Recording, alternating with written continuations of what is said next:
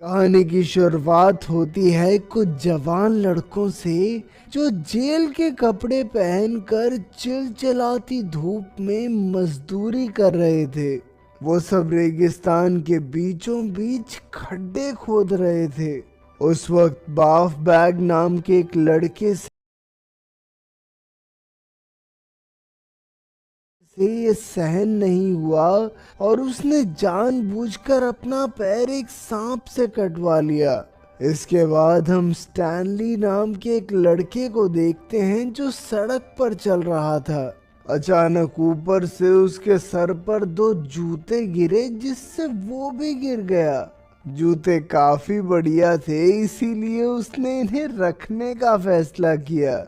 पर जब वो जूतों के साथ भाग रहा था इन्हें रखने का फैसला किया पर जब वो जूतों के साथ भाग रहा था तो अचानक पुलिस ने उसे जूते चुराने के जुर्म में गिरफ्तार कर लिया। असल में जूते मशहूर फुटबॉल खिलाड़ी क्लाइड लिविंगटन के थे जिसने इन जूतों को दान कर दिया था।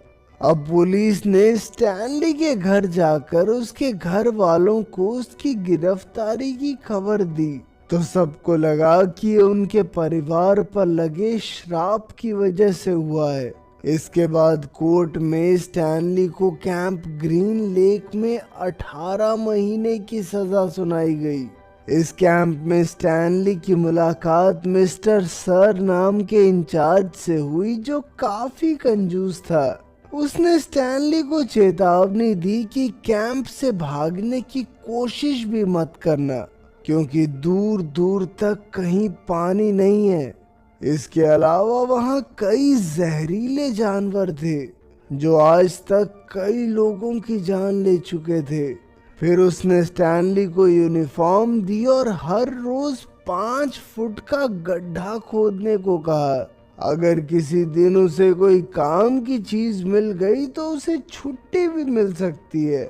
इसके बाद कैंप के साइकोलॉजिस्ट डॉक्टर पेंडांस्की ने उसे कुछ लड़कों से मिलवाया। जीरो नाम का एक लड़का वहाँ सबसे छोटा था और वो हमेशा चुपचाप रहता। फिर लंच के समय स्टैनली ने सबको बताया कि उसे झूठे केस में फंसाया गया है। उसकी ये बात सुनकर तो जीरो भी बोल पड़ा जिसे देखकर सभी हैरान हो गए। इसके बाद हम देखते हैं कि 100 साल पहले स्टैनली के परदादा जेम्स को अपने बिजनेस में काफी फायदा हुआ था। पर एक दिन बार्लो नाम के एक डाकू ने उन्हें लूट लिया। इस बात का उनके दिमाग पर गहरा सदमा लगा और वो सड़क पर आ गए। अब कोई चारा नहीं बचा था, इसीलिए उन्होंने एक बड़े आदमी के तबेले में काम करना शुरू किया। वहाँ उन्हें अपने मालिक की बेटी से प्यार हो गया। फिर उसने मैडम जिरोनी नाम की एक ज्योतिषी से पूछा कि लड़की का दिल कैसे जीता जाए। पर जिरोनी ने कहा कि वो लड़की एकदम बेवकूफ है, इसीलिए जेम्स को अमेरिका चले जाना चाहिए। पर जेम्स ने उसकी बात नहीं मानी और लड़की के पिता से उसका हाथ मांगने चला गया। पर उसके पिता ने जेम्स को अपनी काबिलियत साबित करने के लिए एक बड़ा सा मोटा सुअर लाने को कहा। अब जेम्स फिर से जेरोनी के पास गया और जेरोनी ने उसे एक सुअर का बच्चा देकर कहा कि इसे पहाड़ की चोटी पर ले जाकर झरने का पानी पिलाओ। इसके बाद जेम्स ने वादा किया कि सफल होने के बाद वो जेरोनी को अपने कंधे पर बिठाकर पहाड़ की चोटी तक लेकर जाएगा ताकि वहां तपस्या करके वो फिर से जवान हो सके। आखिरकार सुअर बड़ा हो गया और जेम्स लड़की के पिता के पास पहुंचा। लेकिन वो लड़की तो सच में बेवकूफ निकली और एक अधेड़ उम्र के आदमी को पसंद करने लगी। ये देखकर जेम्स गुस्से में आकर अमेरिका की ओर निकल पड़ा। लेकिन इस चक्कर में उसने जेरोनी से जो वादा किया था वो भूल गया। उसकी इस हरकत से जेरोनी को बहुत गुस्सा आया। और उसने जेम्स के पूरे खानदान को ही श्राप दे दिया। वहीं जब स्टैनली कैंप में काम कर रहा था तो अचानक उसे एक प्राचीन पत्थर मिला जो उसने तुरंत ही काउंसलर को दिखाया, पर उन्हें पत्थरों में कोई दिलचस्पी नहीं थी। 100 साल पहले वहां पर वार्डन के दादा ट्राउट वॉकर का ही राज था। वहीं पास में रहने वाला सैम नाम का एक लड़का प्याज बेचता था और उसे कैथरीन नाम की एक टीचर से प्यार हो गया। इधर कैंप में स्टैनली एक्स-रे और उसके साथियों के ग्रुप में शामिल हो गया और उसे केवमैन का नाम दिया गया। एक दिन उसे अपनी माँ का खत मिला जिसकी कहानियां पढ़कर वो बहुत खुश हुआ। तभी जीरो ने उससे पूछा कि वो क्या पढ़ रहा है, क्योंकि जीरो को पढ़ना लिखना नहीं आता था। जीरो चाहता था कि स्टैनली उसे भी पढ़ना लिखना सिखाए, मगर स्टैनली ने इनकार कर दिया क्योंकि वो दिन भर के काम से बहुत थक जाता था। फिर एक दिन खुदाई करते हुए स्टैनली को एक चीज मिली जिस पर के भी लिखा हुआ था, पर अचानक एक्सरे ने ये स्टैनली से छीनकर तुरंत काउंसलर को दे दिया ताकि उसे एक दिन की छुट्टी मिल जाए। फिर काउंसलर ने इसके बारे में वार्डन को बताया जो असल में एक औरत थी। इस नई चीज से खुश होकर उसने एक्सरे को एक इनाम दिया और बाकी सबको इस गड्ढे को और खोदने के लिए कहा। इसके बाद हम फिर से 100 साल पीछे जाते हैं जहां सैम मिस कैथरीन से मिलने गया और उसकी टपकती हुई छत की मरम्मत की। धीरे धीरे उन दोनों की दोस्ती प्यार में बदल गई, पर इससे शहर के बाकी मर्द जलने लगे क्योंकि डोरे तो कैथरीन पर वो भी डालते थे। एक दिन ट्राउट वॉकर ने कैथरीन से बात की, पर कैथरीन ने उसे भी भाव नहीं दिया। फिर कुछ दिन बाद ट्राउट ने सैम और कैथरीन को एक दूसरे को चूमते हुए देख लिया और गुस्से में आकर उसने कैथरीन का पूरा स्कूल ही जला डाला। जब कैथरीन ने पुलिस में शिकायत की तो इंस्पेक्टर ने भी उसका फायदा उठाने की कोशिश की। इंस्पेक्टर ने कहा कि सैम ने गोरी लड़की के साथ संबंध बनाए हैं और इस जुर्म के बदले उसे सजाए मौत सुनाई जाएगी। कैथरीन तुरंत ही सैम को ये बात बताने के लिए भागी, लेकिन तब तक सैम की कश्ती में किसी ने उसे गोली मार दी थी। इससे कैथरीन को इतना गहरा सदमा लगा कि उसने सैम की मौत का बदला लेने की ठान ली। जल्द ही उसने इंस्पेक्टर को गोली मारकर उसके चेहरे को चूम लिया। इसके बाद वो कई अमीर ठेकेदारों को लूटने लगी और दिन जीरो की जान बचाने के लिए स्टैनली भी वहां से भाग निकला। कई घंटे तक रेगिस्तान में भटकने के बाद उसे कश्ती के नीचे जीरो मिला। जीरो ने बताया कि उसे कश्ती में अचार के डब्बे मिले जिस वजह से वो जिंदा रह पाया। ये कश्ती भी कैथरीन के प्रेमी सैम की ही थी। इसके बाद उन दोनों को काफी दूर इंसान के अंगूठे जैसी पहाड़ की चोटी दिखी। जल्द ही स्टैनली को एहसास हुआ कि यही गॉड्स फिंगर पहाड़ी है। अब वो दोनों जैसे तैसे पहाड़ चढ़ने लगे, लेकिन आधे रास्ते में जीरो थककर चूर हो गया, पर स्टैनली ने उसका हाथ नहीं छोड़ा और उसे कंधे पर उठाकर चोटी तक ले गया। इसी तरह उसने अनजाने में मैडम जेरोनी के पड़पोते को चोटी तक पहुंचाकर अपने परदादा का वादा पूरा कर दिया। चोटी पर पहुंचकर उन्हें पानी का झरना मिला जहां सैम प्याज उगाता था। इसी के साथ कोर्ट ने स्टैनली को बेकसूर घोषित कर दिया और स्टैनली की वकील उसे कैंप में लेने पहुंची। पर वार्डन ने उसे बताया नहीं कि स्टैनली भाग गया है।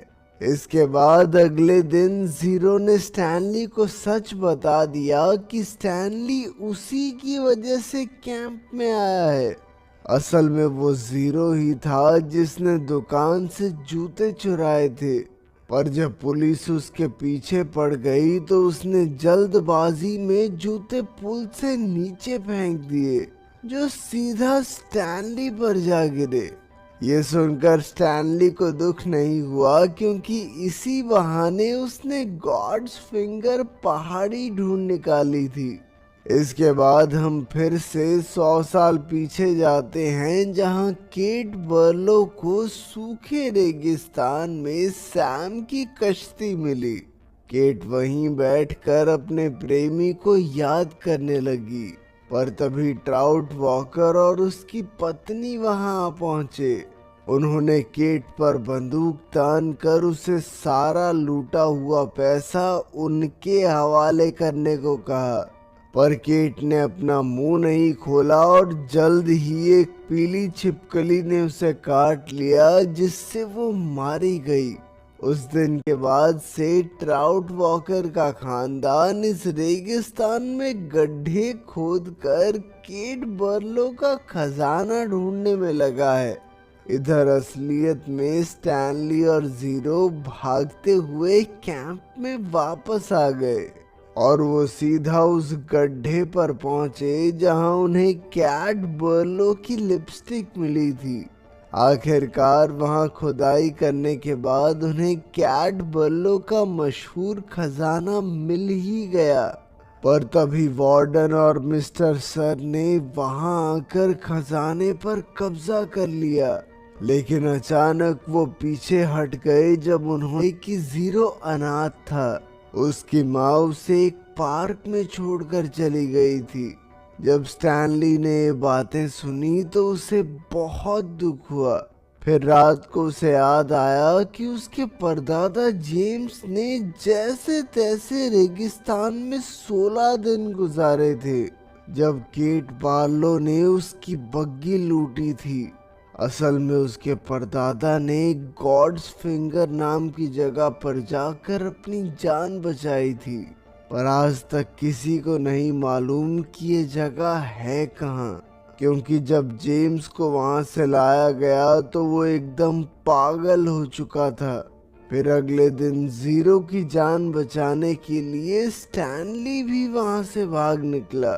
कई घंटे तक रेगिस्तान में भटकने के बाद उसे एक कश्ती के नीचे जीरो मिला।